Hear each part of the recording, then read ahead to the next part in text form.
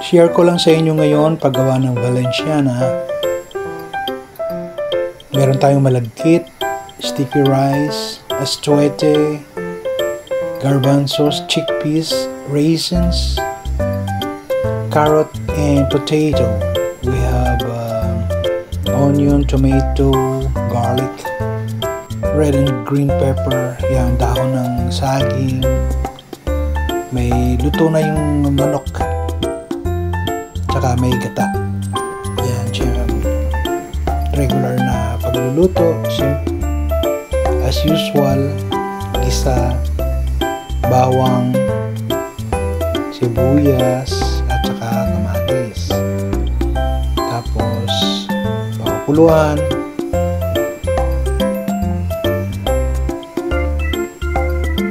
Yung mga malalaking hiwa, ititira yun para sa garnish.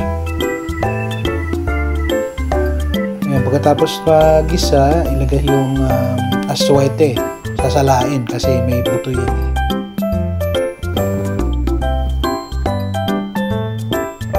Pangkulay dun sa rice niya. Pakukuluan. Pagka tama na yung luto niya, yung apoy nyo pala medium lang ha.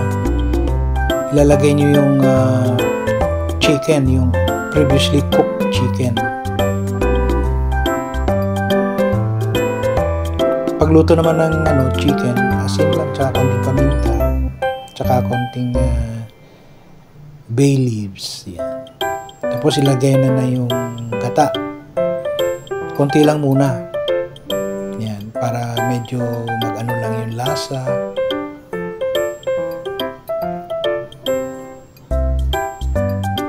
Ilagay na yung green peas, chickpeas, sorry, at tsaka yung malagkit.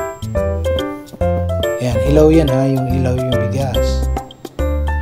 Tapos lulutuin siya sa gata, dahan-dahan ng apoy. Ilagay na yung remaining gata.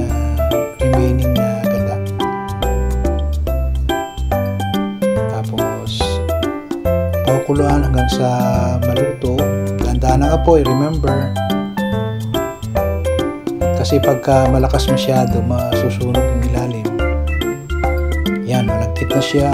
Halos luto na. Pero hindi pa siya luto.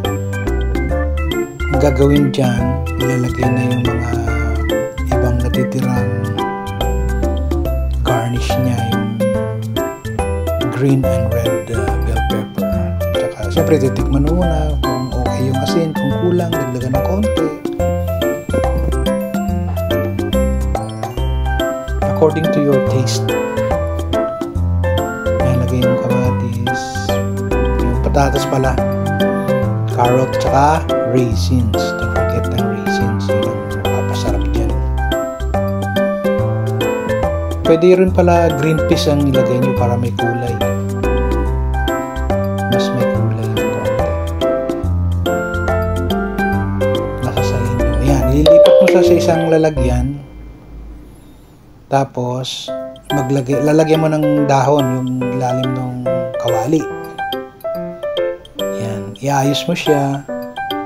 Tapos ilalagay mo yung sa ibabaw yung mga red and green bell pepper. Pinaka presentation. Yan.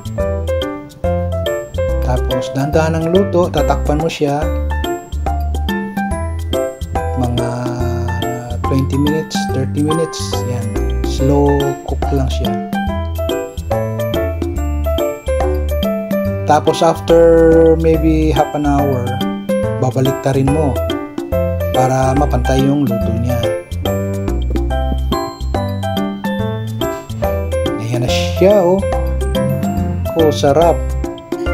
Yun, nagmamanti-mantika. Pwede mo nang i-serve sa mga kaibigan o sa may birthday. Thank you for watching.